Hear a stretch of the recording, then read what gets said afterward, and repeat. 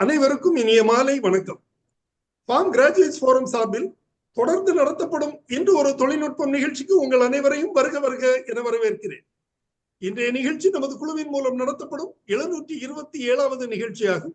இன்றைய நிகழ்ச்சி தலைப்பு மென்டல் ஹெல்த் தொடர்பான கலந்துரையாடல், அதாவது மனநலம் தொடர்பான சந்தேகங்கள் மற்றும் அவற்றுக்கான தீர்வுகள் என்ற தலைப்பிலான தகவல்கள் இன்று வழங்கப்பட உள்ளன.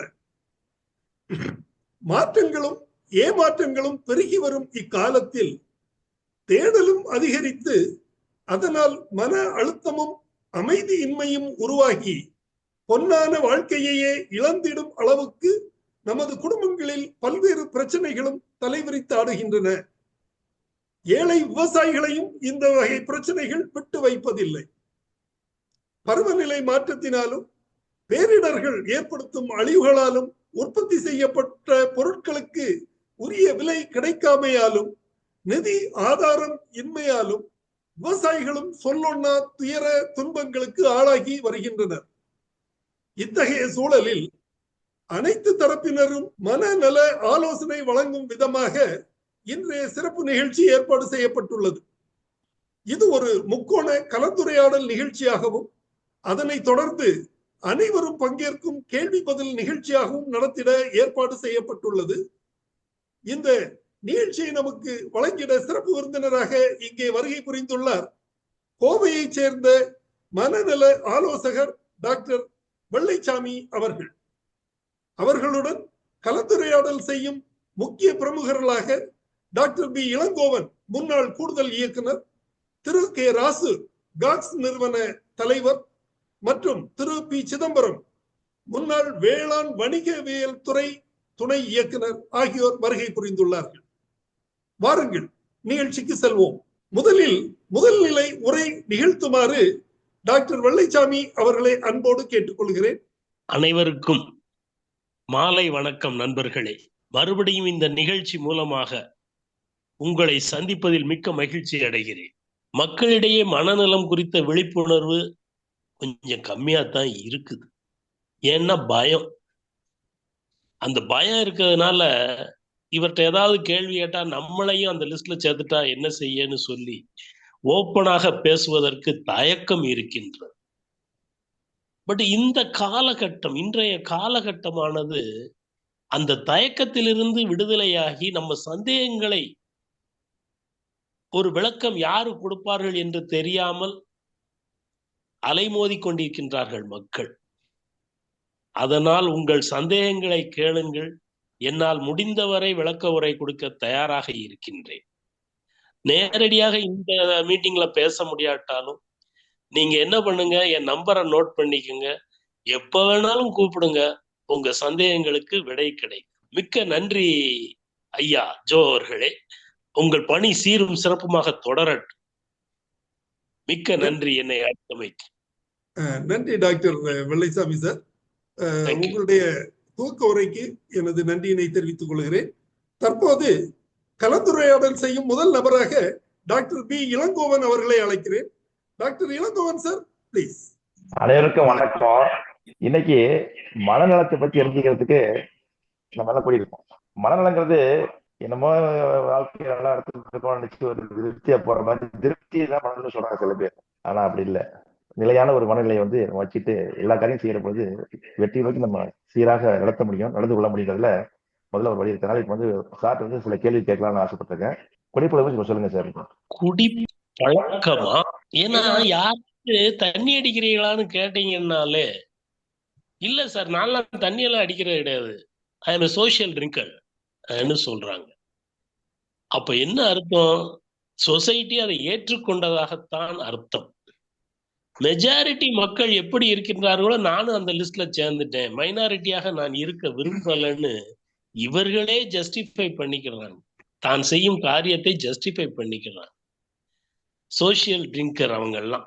சோசியல் ட்ரிங்கர்னா என்னைக்கு சாப்பிடுவேன்னா டெய்லி நான் மீட்டிங்ல சாப்பிடுவேன், நண்பர்களை டெய்லி பார்ப்பேன். அப்ப டெய்லி சாப்பிட்டுக்கிட்டு இருந்தீங்கன்னா அதை எந்த லிஸ்ட்ல சேர்க்கிறது? சரி, நீங்க சாப்பிடுறீங்க, ரைட்ஸ். இதனால ஏற்படக்கூடிய பாதிப்புகள் எல்லாம் தெரியுமா? தெரியும் சார். ஆனா என்னால கண்ட்ரோல் பண்ண முடியாது. ஃப்ரெண்ட்ஷிப்புக்கு வேண்டி நான் போய்த்தான் ஆக வேண்டியிருக்கு. அப்ப நீங்க டிபெண்டன்ஸா இருக்கீங்களா? ஒரு ஹேபிட் டிபெண்டன்ஸா மாறுது. சோசியல் ட்ரிங்கராக நீங்க இருந்தீங்க. இப்ப நீங்களே மீட்டிங்களை ஏற்பாடு பண்ணா நல்லா இருக்கும்னு நினைக்கிறீங்க. அப்ப டிபெண்டன்ட்டா மாறுறீங்க. அடுத்து இந்த டிபெண்டன்ஸ் என்ன செய்யுதுன்னா, காலையில எந்திரிச்ச உடனே தேடுது. வித்ட்ராயல் சிம்டம்ஸ குடுக்குது.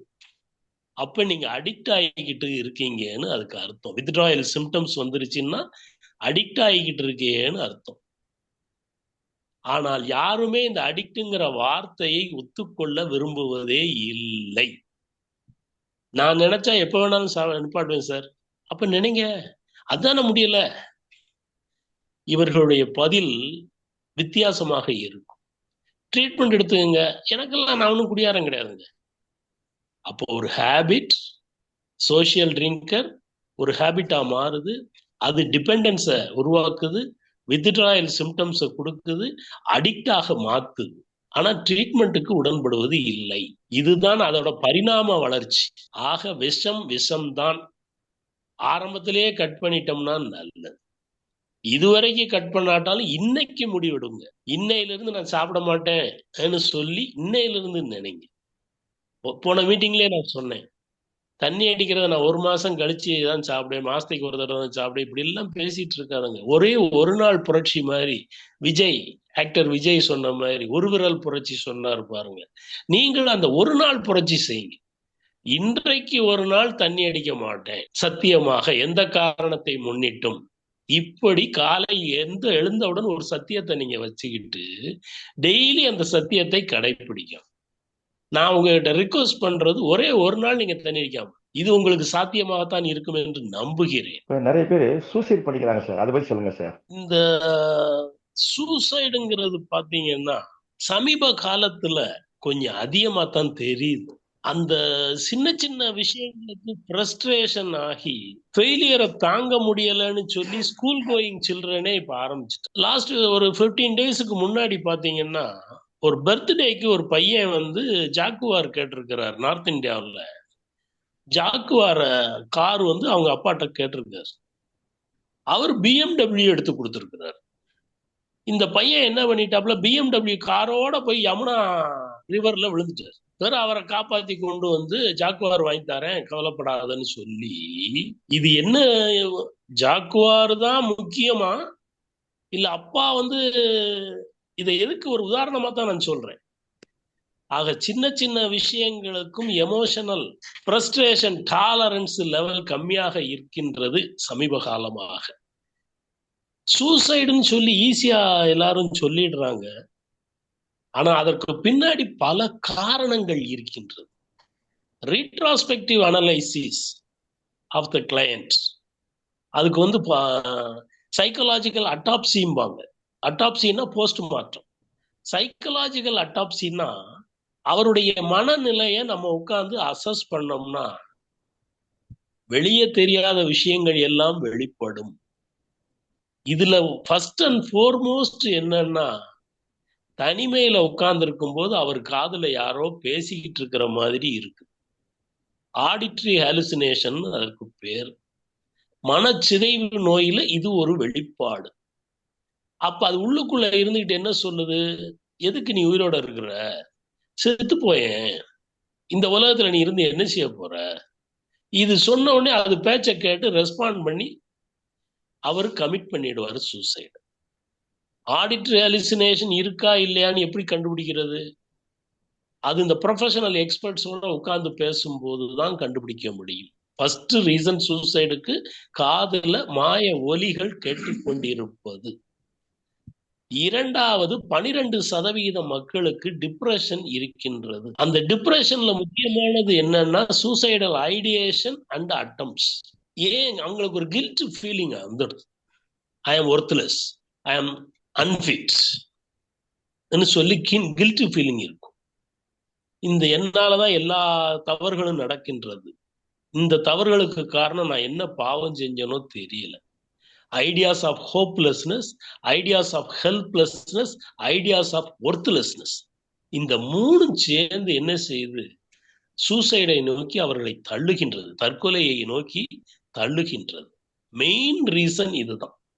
ரெண்டு, ஒண்ணு மனச்சிதைவு நோய், இரண்டாவது டிப்ரெஷன், மூணாவது நான் சொன்ன மாதிரி ஃப்ரஸ்ட்ரேஷன் டாலரன்ஸ் கம்மியாக இருக்கின்ற காரணத்தினால் நிறைய யங்ஸ்டர்ஸ் இப்ப சூசைட் பண்ணிக்கிறாங்க. ஸ்ட்ரெஸ், மன அழுத்தம் சொசைட்டில எல்லா தரப்பு மக்களுக்கும் இருக்கின்ற காரணத்தினால் அதை தாங்க முடியாமல் தற்கொலை பண்ணி கொள்கின்றார்கள். ஸ்ட்ரெஸ்ஸுக்கு பின்னாடி 1000 காரணங்கள், ஒன் பை ஒன்னா நம்ம பார்க்கலாம். இப்ப இந்த மெயினா சொல்லியாச்சு 4 ரீசன். இந்த 4 ரீசன் தான் தற்கொலை பண்ணுவதற்கு காரணம். 5வது ஒரு கண்டிஷன் இருக்குது, வலிப்பு நோய். ஒரு வலிப்பு நோய் டெம்பரல் லோபுங்கிற இடத்துல இருந்துச்சுன்னா மூளைய வலது பக்கம் இடது பக்கமாக பிரித்திருக்கின்றார்கள். அப்ப இந்த ஒவ்வொரு வலது பக்கம் இடது பக்கத்துல அது 4 பாகமாக பிரிக்கப்பட்டு இருக்கின்றது. அதுல என்னன்னா டெம்பரல் லோபு எபிலெப்சின்னு அதுக்கு பேர். அந்த டெம்பரல் லோபுங்கிற இந்த சைடு நெத்தி பொட்டுன்னு வச்சுக்கோங்களேன். இந்த நெத்தி பொட்டு வலது பக்கம் இடது பக்கம் 2 இருக்கா, அந்த டெம்பரல் லோப்ல ஃபிட்ஸ் வருவதற்குண்டான இருந்துச்சுன்னா, அந்த இடத்துல இருந்து ஃபிட்ஸ் வந்துச்சுன்னா உடம்புல ஏதாவது ஒரு குறிப்பிட்ட இடத்துல மட்டும் வலிப்பு வருது அவர்களுக்கு தற்கொலை பண்ணிக்கிறாங்க, இல்ல கொலை பண்ணிடுறாங்க. அவர்களை அறியாமல் நிறைய பேர் ஜெயிலுக்குள்ள இருக்கிறாங்க. அதற்கு காரணம் இந்த ஃபிட்ஸ், வலிப்பு நோய் ஒரு அறிகுறி. இந்த வலிப்புக்கு வைத்தியம் பண்ணோம்னா அவர்களால் இந்த சொசைட்டிக்கு பிரச்சனை ஒன்றும் இருக்காது. இது முக்கியமான ஒரு காரணமாக இருக்கின்றது. ஆக 5 காரணம் நம்ம மேக்சிமம் பார்த்துட்டோம். நிறைய காரணம் இருக்கு, மேஜர் இந்த 5. நன்றி டாக்டர். சில பேர் குடும்பத்துல கொஞ்சம் அடிச்சுக்கிறாங்க சார், ஹஸ்பண்ட் வைஃப் அடிச்சுக்கிறாங்க, லவ் பண்ணி கல்யாணம் பண்றாங்க, அதுக்கு உங்களுக்கு தீர்வு என்ன சார்? அடிச்சுக்கிட்டுறாங்கன்னு சொல்லிட்டீங்க. மேரேஜஸ் நெருப்பை சுத்தி வரணும், 7 சுத்து சுத்தி வரணும்னு சொல்றாங்க. தார்மீக அடிப்படையில் இன்பத்திலும் துன்பத்திலும் இறுதி வரை துணை இருப்பேன் தோழின்னு சொல்லித்தான் கல்யாணம் முடிக்கிறோம். கஷ்ட நஷ்டங்கள் எல்லாவற்றிலும் இறுதி வரை துணை இருப்பேன். 4 முக்கியமான ஃபீச்சர்ஸ நீங்க பார்க்கணும். Unconditional love, transparency, openness. Unconditional love, openness, transparency. ஒண்ணு டக்குன்னு வரமாட்டேங்குது, கொஞ்ச நேரம் கழிச்சு அதையும் சொல்லிடு. இப்ப இந்த 4 ஃபீச்சர்ஸ் ஒவ்வொரு கப்பலுக்கும் இடையில இருந்தால் அவர்கள் வாழ்க்கை நல்லா இருக்கும். நம்ம ஒளிவு மறைவான வாழ்க்கை வாழ்ந்து கொண்டு இருந்தோம்னா, அவங்களுக்கு சீக்ரெட்ஸ் எதுவும் தெரிஞ்சிடக்கூடாதுன்னு நினைச்சோம்னா கடைசி வரைக்கும் போராட்டம் தான். அவர்களுக்கு ப்ராப்பரா ப்ரீ மேரிட்டல் கவுன்சிலிங்னு ஒண்ணு கொடுத்துட்டு தான் கல்யாணமே முடிக்கணும்.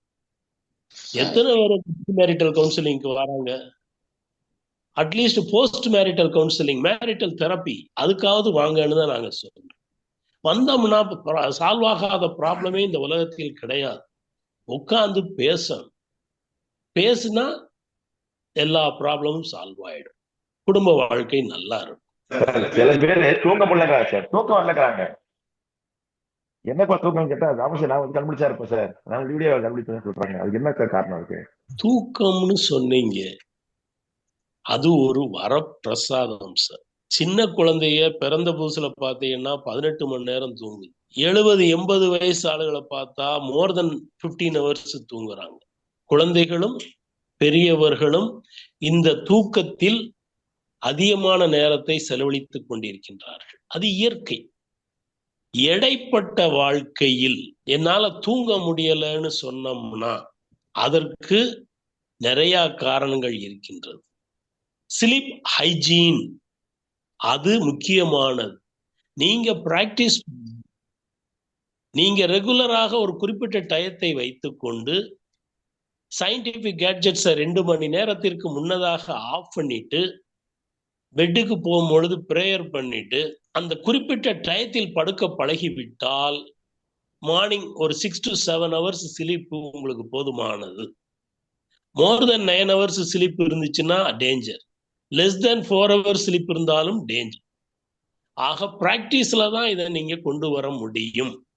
இஷ்டத்துக்கு நீங்க தூங்கிக்கிட்டு இருந்தீங்கன்னா உங்களுக்கு தூக்கம் வராது. சுவிட்ச் போட்ட உடனே லைட் எரியிற மாதிரி நம்ம ஸ்லீப் சென்டர் கிடையாது. மூளையில் 2 பகுதி இருக்கின்றது. ஸ்லீப் சென்டர் ஒன்று, வேக்கப் சென்டர் ஒன்று. இதுக்கு நீங்க சின்ன வயசுல இருந்து பிராக்டிஸ் பண்ணணும். பட் ஆஃப் லேட் என்ன ஆயிருச்சு, நம்மளுடைய வாழ்க்கை முறை மாறிவிட்டதால், எல்லாரும் சயின்டிபிக் கேட்ஜெட்ஸுக்கு அடிமையாகி விட்டதால், செல்போனை ஒரு நாளைக்கு 140 150 தடவை செக் பண்றதாக கண்டுபிடித்திருக்கின்றார்கள். சும்மா வச்சு யாராவது நமக்கு மெசேஜ் அனுப்பியிருக்காங்களா, லைக்ஸ் அனுப்பியிருக்காங்களா, வாட்ஸ்அப்ல ஏதாவது விஷயம் இருக்குமா, யாராவது நம்மளை கூப்பிட்டு இருப்பாங்களா, ஒரு நாளைக்கு இந்த மாதிரி செக் பண்றதே மினிமம் 140 to 150 டைம்ஸ் ஒரு நாளைக்கு. அது நம்ம கூட பிறந்த மாதிரியே ஆயிப்போச்சு. அப்ப எப்படி உங்களுக்கு தூக்கம் வரும்? ஒரு எதிர்பார்ப்பு இருந்து கொண்டே இருக்கும் பொழுது உங்களுக்கு தூக்கம் வராது. ப்ராப்பரா நீங்க பிராக்டிஸ் பண்ணீங்கன்னா தூங்கி விடலாம். லைஃப் ஸ்டைலை மாத்தணும். லைஃப் ஸ்டைல் சேஞ்ச் பண்ணாமல் நீங்க நினைச்ச நேரத்துக்கெல்லாம் தூங்க முடியாது. மதியம் போஸ்ட் லஞ்ச் நேப் ஒரு 20 நிமிஷம் ஃபிளாட்டா படுக்கணும். ஈவினிங் ஃப்ரெஷ்ஷா இருப்பீங்க. நைட்டு கரெக்டான டயத்துக்கு போயிட்டீங்கன்னா சரியாயிடும். போகும்போது தூங்க போகும்போது கவலை மூட்டைகளை எல்லாம் ரூமுக்கு வெளியே வச்சுட்டு போகும். எல்லா பிரச்சனைகளையும் ரூமுக்குள்ள எடுத்துட்டு போய்கிட்டு தூக்கம் வரலன்னு நினைச்சு வருத்தப்படும். Be stress free. Doctor Elangovan sir, இப்ப சில பேர் வந்து சாமி ஆடுறாங்க சார் கோயில் எல்லாம். சாமி ஆடுறதுன்னு சொல்லிட்டீங்க. இது வந்து பொசஷன் சிண்ட்ரோம். பொசசிவ்னஸ் வேற, பொசஷன் சிண்ட்ரோம் வேற. என் வீட்டுக்காரர் என் மேல ரொம்ப பிரியமா இருக்காரு, என் முந்திய பிடிச்சிக்கிட்டே சுத்திட்டு இருக்கிறாரு, என்னைய விடமாட்டேங்கிறாரு, நான் அவரை விட முடியல, என் பிள்ளைய என்னை விட்டு பிரிஞ்சு போகவே போகாதுங்க. இதெல்லாம் பொசசிவ்னஸ். பொசஷன் சிண்ட்ரோம்ங்கிறது என்னன்னா, சின்ன வயதில் எதிர்பாராத ஏக்கங்கள் ஏதாவது அன்ஃபுல்ஃபில்டா இருந்துச்சுன்னா, நிறைவேறாத ஏக்கங்கள் சின்ன வயசுல இருந்து இருக்குன்னு வைங்க. அது பெரிய ஆள் ஆகும் பொழுது சில பிரச்சனைகளை நம்மளால எதிர்கொள்ள முடியாமல் இந்த பொசஷன் அட்டாக் வருது. அதுதான் ஹிஸ்டீரியாங்கிற ஒரு வியாதியோட அது சேர்க்கிறாங்க. இது ஒரு நரம்பு தளர்ச்சி நோய் மாதிரி, மனத்தளர்ச்சி நோய். நரம்பு தளர்ச்சினா எல்லாருக்கும் கேள்விப்பட்டிருப்பீங்க. உள்ளங்கால் உள்ளங்கை எரிச்சல், மதப்பு, பஞ்சுமெத்தையில் நடப்பது போன்ற உணர்வு, தீயா எரிதேன்னு சொல்லிக்கிட்டு இருப்பாங்க. இதெல்லாம் நரம்பு தளர்ச்சி. இது மனத்தளர்ச்சி. பிரச்சனைகளை என்னால் எதிர்கொள்ள முடியவில்லை. இதிலிருந்து தப்பிப்பதற்காக என்னுடைய மனதே எனக்கு வழிகாட்டுகின்றது. அதுதான் பொசஷன் சிண்ட்ரோம். அதுக்கு சைக்கலாஜிக்கலா அவங்களுக்கு வைத்தியம் பண்ணோம்னா சரியாயிடும். அதை விட்டுட்டு கோயில்ல போய் கெட்டி வைக்கிறது, சவுக்கடி வைக்கிறது, மொட்டை அடிக்கிறது, தலையில ஆணி அடிக்கிறது, கத்தி எடுத்து பயமுறுத்துறது. நிறைய பூசாரிய வந்து கத்தி எடுத்து அறுத்துடுறாங்க. உடம்புல ஏதாவது ஒரு பாகத்தை அறுத்துக்கிட்டே இருப்பாங்க. சருன்னு சேலத்துல ஒரு இடத்துல நடந்துச்சு. அந்த பிள்ளை என்ன செய்யும் பாவம், குடும்பத்தவங்க எல்லாரும் பிடிச்சுக்கிறாங்க. அந்த பிள்ளைய போட்டு பாடா படுத்துனாங்க. சேலத்துல வந்து வாட்ஸ்அப்ல எல்லாம் வந்தது. இது மாதிரி பொசஷன் சிண்ட்ரோம சைக்கலாஜிக்கல் அப்ரோச் பண்ணோம்னா சரியாயிடும். நன்றி டாக்டர், பதிலுக்கு மிக்க நன்றி. டாக்டர் இளங்கோவன், வேற எதுவும் கேட்க வேண்டியது இருந்தால் கேட்கலாம். சில பேர் பதட்டப்படுறாங்க சார். எதுக்கு பதட்டப்படுறாங்க? பயத்துல இருக்க மாதிரி இருக்காங்க சார். மன அழுத்தம் வருமா? எதெல்லாம் சார் பதட்ட நோய், மனப்பதத்தை சொல்லுங்க. சைக்கோ செக்ஷுவல் டெவலப்மெண்ட்னு சொல்லி உங்க மனசு சின்ன வயசுல இருந்தே டெவலப் ஆகுது சார். மனசு வந்து எப்படி இருக்குது அதோட அமைப்புன்னு கேட்டீங்கன்னா, இடு, ஈகோ, சூப்பர் ஈகோ அமைப்பு. இடுன்னா பிளஷரபிள் ஆக்டிவிட்டிஸ், என்னுடைய சந்தோஷத்துக்கு வேண்டி நான் என்ன வேணாலும் செய்வேன். ஈகோங்கிறது அதை கட்டுப்படுத்திக்கிட்டே இருக்குது. உன் சௌரியத்துக்கெல்லாம் நடக்க முடியாது, இதுக்குன்னு ரூல்ஸ் அண்ட் ரெகுலேஷன்ஸ் ஃபேமிலியில இருக்கு, சொசைட்டில இருக்குது, உனக்கே தேவைப்படுகிறது. இப்படி அந்த ஈகோங்கிற மனசாட்சி உங்களை கண்ட்ரோல் பண்ணிக்கிட்டே இருக்குது. சூப்பர் ஈகோங்கிறது மனிதனும் தெய்வமாகலாம்ங்கிற மாதிரி மாரல் கன்சைன்ஸ். அது நீங்க இந்த மனிதல இருந்து தெய்வமாகிற ஸ்டேஜுக்கு அடுத்த லெவலுக்கு ப்ரமோட் ஆகுறீங்க. இப்ப ஸ்ட்ரக்சரை சொல்லிட்டேன். இடு, ஐடி, இடு, ஈகோ, சூப்பர் ஈகோ. இப்ப இந்த சைக்கோ செக்ஷுவல் டெவலப்மெண்ட்டுங்கும் போது அது என்னன்னா, ஒரு வயசு வரைக்கும் எல்லா குழந்தையும் இந்த ஐடி டெவலப்மெண்ட் தான் அதிகமா இருக்கும். இடுன்னு சொன்னேன்ல, வேணுங்கிறத வேணும் தான் டயத்துல, பர்டிகுலர் டயத்துல எனக்கு இது கிடைச்சாகணும்னு சொல்லி ரோட்ல விழுந்து அடம் பிடிக்கிறது, என்னத்தையாவது காயப்படுத்திக்கிறது, இதெல்லாம் 1 வயசு வரைக்கும். பால் குடிக்கணும்னு நினைச்சா குடிச்சே ஆகணும், கொடுக்கலன்னா அழுதுகிட்டே இருக்குங்க.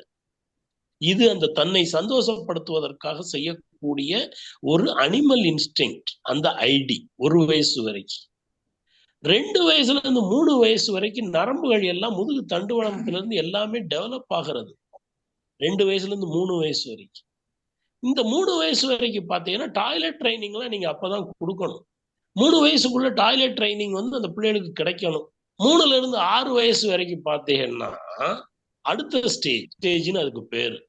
தன்னுடைய ஜெனிட்டல்ஸ் தடவி பார்த்துக்கிட்டே இருக்கும், அது ஃபேலிக் ஸ்டேஜ்னு பேரு. அடுத்த ஸ்டேஜ் லேட்டன் ஸ்டேஜ், 6 வயசுல இருந்து 11 வயசு வரைக்கும். அது ஸ்கூல்ல சோசியலைசேஷனுக்கு அது முக்கியமாக இருக்கின்றது. அதுக்கடுத்து பார்த்தீங்கன்னா 11 வயசுல இருந்து ஜெனிட்டல் ஸ்டேஜ் ஆரம்பமாகின்றது 18 வயசு வரைக்கும். இதுதான் சைக்கோ செக்ஷுவல் டெவலப்மெண்ட் ஸ்டேஜஸ். நம்ம இந்த ஸ்டேஜஸ் எல்லாம் சக்சஸ்ஃபுல்லா கிராஸ் பண்ணுவதற்கு பேரண்ட்ஸ் துணை செய்ய வேண்டும். செய்யல போட்டு அடின்னு அடிச்சுக்கிட்டு இருக்கிறோம். நம்ம பர்சனல் பிரச்சனைகளை எல்லாம் குழந்தைகிட்ட காட்டுறோம். வெறுப்புகளோட தான் வாழ்ந்துகிட்டு இருக்கிறோம். விருப்பமே இல்லாம குழந்தை பத்துட்டோம்னு சொல்லி வஞ்சிக்கிட்டே இருக்கிறோம். அப்ப அந்த குழந்தைங்க, சின்ன குழந்தைகளுடைய சைக்கோ செக்ஷுவல் டெவலப்மெண்ட்ங்கிறது ஸ்டேஜ் மாறிக்கிட்டே இருக்குது. அப்ப அந்தந்த ஸ்டேஜில் அது ஃபிக்ஸ் ஆயிடுங்க. இப்ப இந்த 2 வயசு வரைக்கும் 3 வயசு வரைக்கும் சொன்னேன் பாத்தீங்களா, 1 வயசு வரைக்கும் அதை கடந்து 2 வயசுக்குள்ள டெவலப்மெண்ட் இல்லைன்னா பின்னாடி இந்த குழந்தைகள் போதை மருந்துகளுக்கு அடிமையாகி விடுகின்றார்கள். ஓரல் பிக்சேஷன் அதுக்கு பேர். வாயில எதை வச்சாலும் சந்தோஷமா இருக்கிறதுக்கு, அப்ப குவார்டர் பாட்டில வாயில வச்சு, இதுதான் அந்த பின்னாடி போதை மருந்துகளுக்கு அடிமையாவதற்கு ஒரு சைக்கலாஜிக்கலா கண்டுபிடிச்சிருக்கிறது. என்னது? 1 வயசுக்குள்ள குழந்தைகளுக்கு போதுமான அளவுக்கு அன்பும் ஆதரவும் கிடைக்கவில்லை. 2 வயசுல இருந்து 3 வயசுக்குள்ள நீங்க போட்டு அந்த பிள்ளைகளை போட்டு படுத்தி டென்ஷன் ஆக்கிக்கிட்டு இருந்தா பயம்ங்கிறது இந்த குழந்தைகளுக்கு ஃபியூச்சர்ல வந்துருது. ஓசிடி பிரச்சனை. ஓசிடின்னா செய்த செயல்களவே திருப்பி திருப்பி செய்து கொண்டிருக்கின்றது. நெகட்டிவ் எண்ணங்கள் அலைமோதி கொண்டிருக்கிறது. இதெல்லாம் ஓசிடின்னு சொல்லுவோம், அப்சசிவ் கம்பல்சிவ் டிஸார்டர். இது 2 வயசுல இருந்து 3 வயசுக்குள்ள அந்த டெவலப்மெண்ட் ப்ராப்பரா இல்லைன்னா, ஆக பயம், ஓசிடி பிரச்சனைகள், மன தளர்ச்சி பிரச்சனைகள், நரம்பு தளர்ச்சி பிரச்சனைகள், இது எல்லாம் இந்த ஸ்டேஜ்ல வந்துருது. இதுக்குத்தான் ஏனல் பிக்சேஷன் பேர். ஆசன வாயில அது பிக்ஸ் ஆயிருச்சு அந்த ஸ்டேஜ். அதுக்கடுத்து ஃபேலிக் ஸ்டேஜ் பார்த்தீங்கன்னா தன்னுடைய பிறப்பு உறுப்புகளை தடவி கொண்டு இருப்பது இயற்கை. நம்ம அந்த நேரம் போட்டு அடின்னு அடிச்சுக்கிட்டு இருந்தோம்னா அந்த ஸ்டேஜ்லயே அதுக தங்கிடுதுக. ஹோமோசெக்சுவல் ஆக்டிவிட்டிஸுக்கு போறதுக்கு அது ஒரு காரணமாக அமைந்து விடுகின்றது. 4வது ஸ்டேஜ் சோசியலைசேஷன். அது ப்ராப்பராக எல்லாரோடையும் பழகணும், வைக்கணும். அத்தாரிட்டேட்டிவ் ஃபிகர் பேரண்ட்ஸாக இருந்தாங்க, இப்ப டீச்சரா மாறுறாங்க. அங்கேயும் போதுமான ஆதரவு எனக்கு கிடைக்கலன்னா நான் என்ன செய்வேன்? அந்த ஸ்டேஜையும் சக்சஸ்ஃபுல்லா என்னால கடக்க முடியலன்னா நான் என்ன செய்வேன்? அன்பை தேடி அலைவேன், யாரு பின்னாடியாவது போயிடுவேன். ஹோமோசெக்சுவல் ஆக்டிவிட்டிஸ், போதை மருந்துகளுக்கு அடிமையாவது, லவ் அண்ட் அஃபெக்ஷன் யாரு காட்டுறாங்களோ அவங்க பின்னாடி போயிடுறது. இந்த ஸ்டேஜை சக்சஸ்ஃபுல்லாக கடப்பதற்கு பேரண்ட்ஸ் துணை செய்ய வேண்டும். அதுல ஒண்ணுதான் நான் சொன்ன மாதிரி 2வது ஸ்டேஜ்ல பயம். அது ஏனல் பிக்சேஷன், ஆசன வாயிலேயே பிக்ஸ் ஆயிடுறதுனால பயமும் அந்த ஓசிடி பிரச்சனை, என்ன சுழற்சி நோய், இது 2ம் வருவதற்கு அதுதான் காரணமாக இருக்கின்றது. நன்றி டாக்டர். இதுவரை முக்கோண கலந்துரையாடல் நிகழ்ச்சியில் டாக்டர் இளங்கோவன் அவர்கள் தனது கேள்விகளை கேட்டார்கள். தற்போது 2வது முக்கிய நபர் திரு கே ராசு அவர்களை தனது கேள்விகளை கேட்க அன்போடு அழைக்கிறேன். Rasu sir, please. அனைவருக்கும் இனிய மாலை வணக்கம். நமது டாக்டர் மனநல ஆலோசகர் அவர்கள் அழகாக விளக்கங்களை தந்து கொண்டிருக்கின்றார்கள்.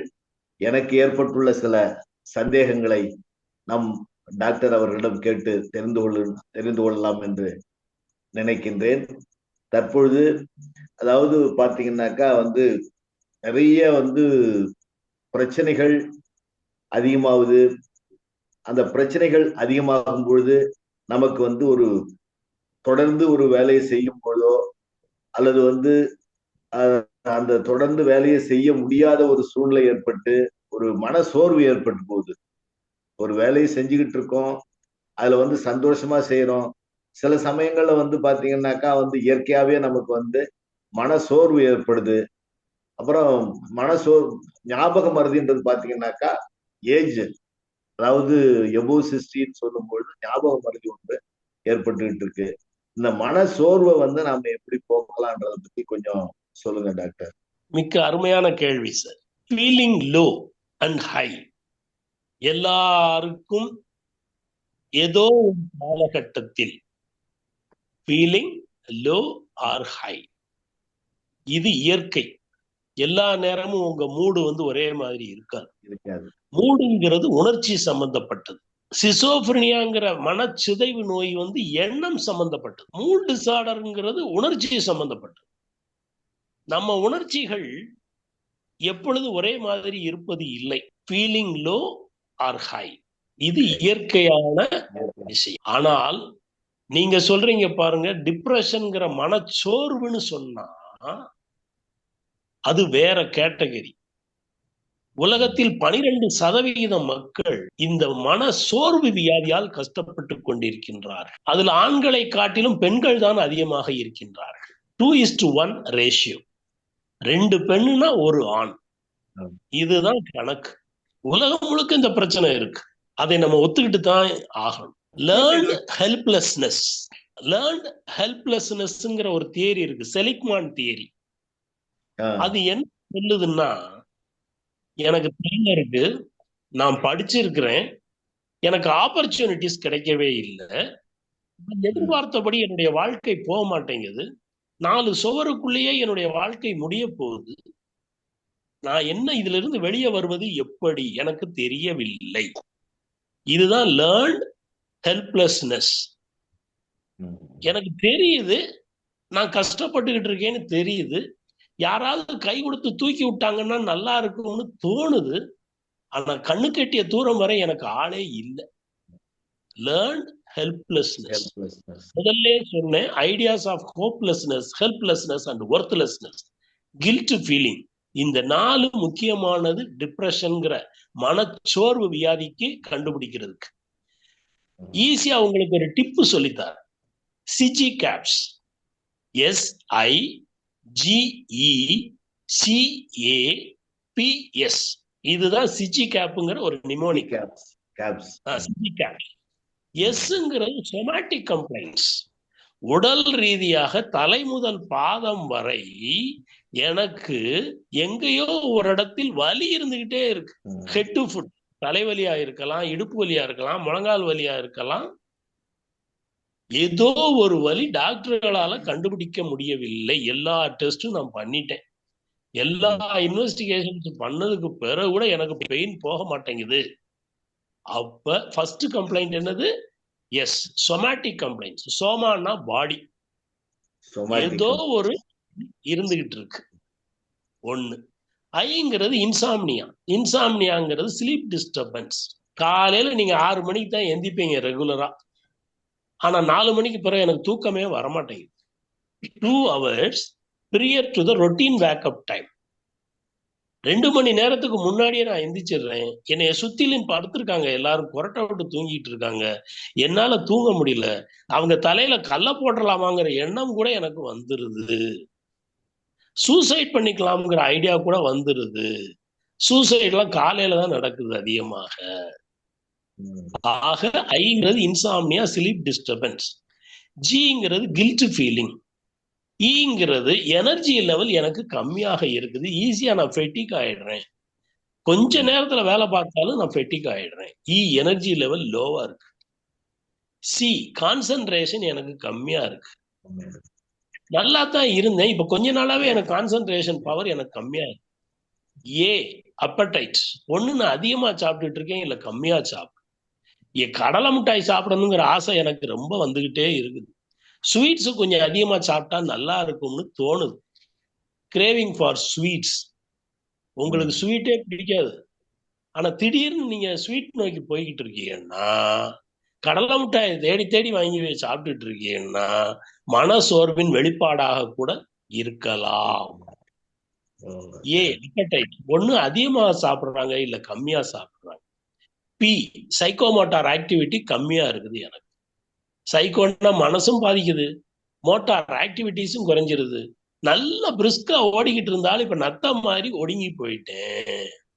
B psychomotor activity. கடைசி எஸ்ங்கிறது சூசைடல் ஐடியேஷன் அண்ட் அட்டம்ப்ட்ஸ். அதுவும் காலையில சிச்சி கேப்ஷன் ஞாபகம் வச்சுக்கிட்டேன்னா ஈஸியா ஒரு ஆளு டிப்ரெஷன்ல இருக்காரா இல்லையாங்கிறத நீங்க கண்டுபிடிச்சிருவீங்க. நம்ம எல்லாம் சூரிய ஒளியை பார்த்தே ரொம்ப நாள் ஆயிருச்சு. மார்னிங் சன்லைட்டுக்கு போறதே கிடையாது. நான் வெளியே போனேன், என் தோல் கருத்து போயிடும் டாக்டர் சொல்லிட்டாரு. கிளவுஸ் போட்டு தான் நான் போய்கிட்டு இருக்கிறேன்.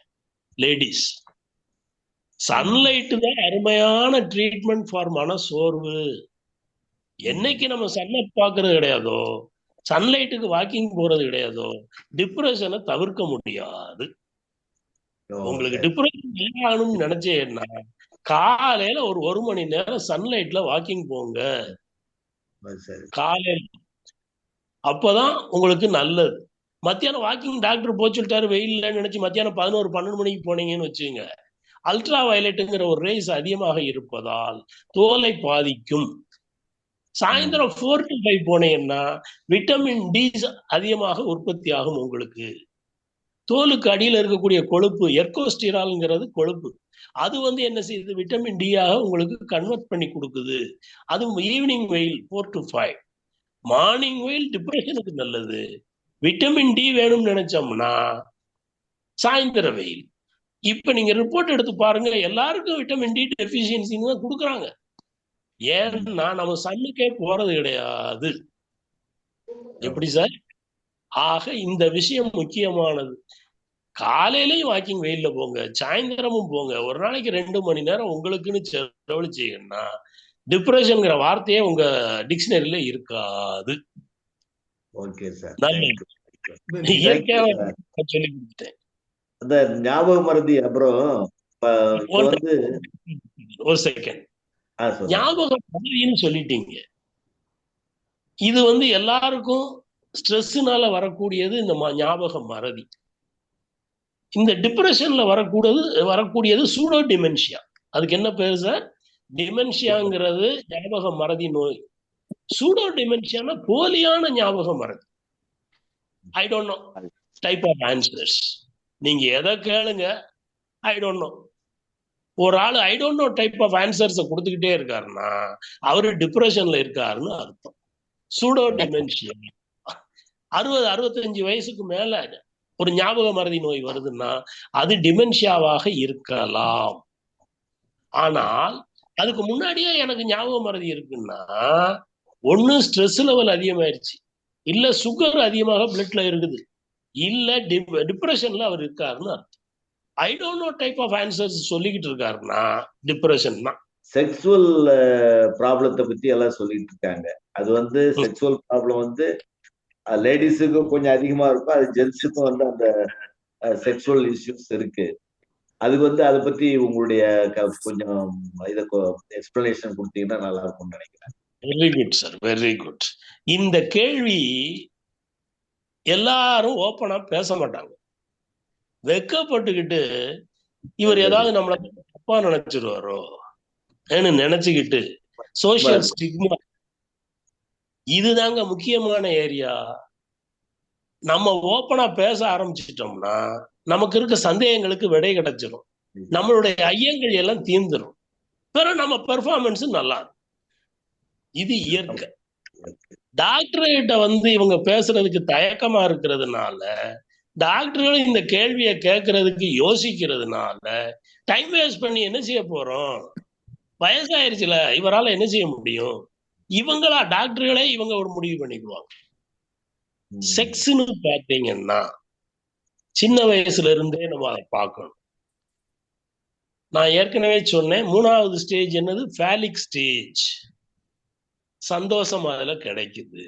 அந்த ஸ்டேஜை சக்சஸ்ஃபுல்லா கடந்துட்டாங்கன்னா 3 to 6 years அது என்ன ஆகுது?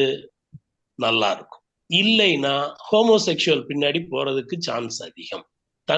தன்பால் ஈர்க்கை, அதுக்கு பேர் தன்பால் ஈர்க்கைன்னு அதுக்கு பேர். சுய இன்பம் காண்பது, சின்ன வயசுல இருந்து எல்லாருக்கும் அந்த சுய இன்ப பழக்கம் இருக்கும். எனக்கு அதுல இன்ட்ரெஸ்ட் இருக்குன்னா லேடிஸ் மேல இன்ட்ரெஸ்ட் இருக்காது. முதல்ல அந்த பழக்கத்திலிருந்து விடுதலையாக வேண்டும். அது ஒரு ஹேபிட். ரெண்டாவது, ப்ரீமெச்சூர் எஜாக்குலேஷன்ங்கிறது ஒண்ணு. விந்து முந்துவது. அதுக்கு பேர் என்னது? விந்து முந்துவது. ஃபோர் பிளேன்னு ஒண்ணு இருக்குது. இந்த ஃபோர் பிளே ப்ராப்பரா பண்ணிட்டு அந்த இடத்துல நீங்க பெர்ஃபார்மன்ஸ் பண்ணீங்கன்னா நல்லா இருக்கும். ஏஜ் அட்வான்ஸ் ஆகும் பொழுது லேடிஸுக்கு எப்படி மெனோபாஸ் ஆகுதோ அதேபடி ஜென்ஸுக்கு ஆண்ட்ரோபாஸ்ங்கிற ஒரு ஸ்டேஜ் வருது. அந்த ஆண்ட்ரோபாஸ் ஸ்டேஜ்ல என்ன ஆகுதுன்னா நமக்கு கொஞ்சம் லிபிடோ குறையுது. லிபிடோங்கிறது செக்ஷுவல் டிசையர். அதை லேடிஸ் அக்செப்ட் பண்ணிக்கணும். ஒன்னு ஃபோர் பிளே நிப்பாட்டிடணும்.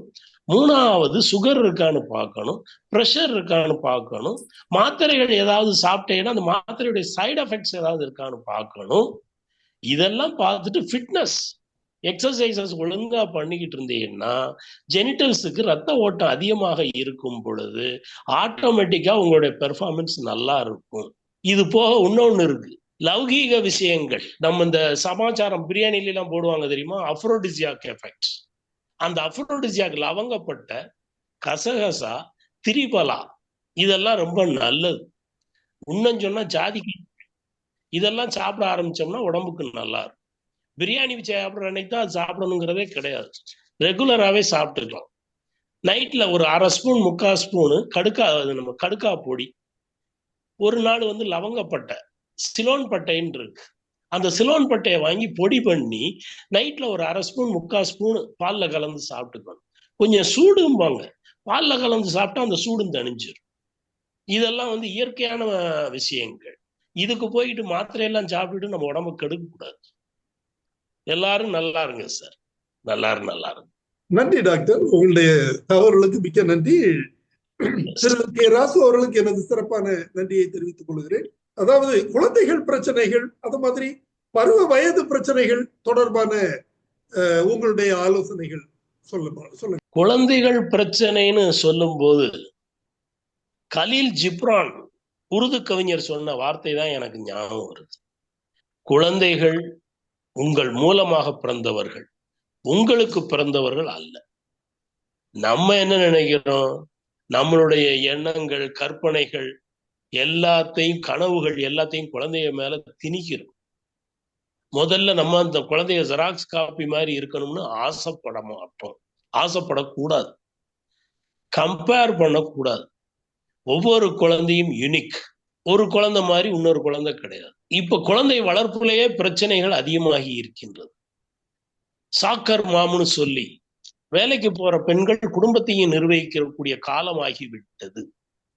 ஆக அவர்களுக்கு 2 பக்கமும் ஸ்ட்ரெஸ். அதுக்கு பேரு சாக்கர் மாம். சாக்கர்னா ஃபுட்பால் கேம்ல பயங்கரமான வெறித்தனமான ஃபுட்பால் கேம் சாக்கர். அந்த சாக்கர் கேம் மாதிரி இந்த பொம்பளை லேடிஸுக்கு இன்னைக்கு ஒர்க்கிங் கிளாஸ் லேடிஸுக்கு ஸ்ட்ரெஸ் லெவல் அதிகமாக இருக்கின்றது. ஆண்களுக்கும் ஸ்ட்ரெஸ் இருக்கு, பெண்களுக்கும் இருக்குது. அதை வீட்டுல குழந்தைகிட்ட தான் காட்டுறோம். ஆக குழந்தை வளர்ப்பதிலேயே சிக்கலாக இருக்கின்றது. இந்த குழந்தைய நான் சொன்னேன்ல உங்களுக்கு, அந்த ஸ்டேஜ் சைக்கோ செக்ஷுவல் டெவலப்மெண்ட் ஸ்டேஜ சக்சஸ்ஃபுல்லா கடந்து வர்ற பிள்ளைய நல்லபடியா ஆயிடுறாங்க. 3 வயசுல 80% மூளை வளர்ச்சி அடைஞ்சு விடும். அதோட கெப்பாசிட்டி ஃபுல்லா வர்றதுக்கு இன்னும் அடுத்து 20 வருஷம் ஆகும். 23 வயசுலதான் அந்த கெப்பாசிட்டியை அதை அச்சீவ் பண்ணுது மூளை. நம்ம 7 வயசு வரைக்கும் கிரிட்டிக்கல் பீரியட்னு சொல்றாங்க சைக்காலஜிஸ்ட். 7 வயசு வரைக்கும் அன்பை தவிர, ஆதரவும் தவிர வேற எதுவும் இந்த குழந்தைகளுக்கு தேவையில்லை. 7 வயசு வரைக்கும். இந்த 7 வயசு வரைக்கும் நம்ம குழந்தைகளை குழந்தைகளாக ட்ரீட் பண்ண வேண்டும். அது இந்த ஸ்டேஜஸ், சைக்கோசெக்சுவல் டெவலப்மெண்ட் ஸ்டேஜஸ் சக்சஸ்ஃபுல்லா கடப்பதற்கு நம்ம துணை செய்ய வேண்டி இருக்கின்றது. பெர்சனாலிட்டிங்கிறது 18 வயசு ஆகுது டெவலப் ஆகுறதுக்கு. பெர்சனாலிட்டி டெவலப் ஆகுறதுக்கு 18 வயசு. அது என்ன பெர்சனாலிட்டின்னா ஆளுமை திறன், என்டுயரிங் பேட்டர்ன் ஆஃப் கேரக்டரிஸ்டிக்ஸ். உங்களுடைய ஹேபிட் எல்லாம் சேர்ந்து கேரக்டரா மாறுது, கேரக்டர்ஸ் எல்லாம் சேர்ந்து உங்க பெர்சனாலிட்டியாக மாறுது.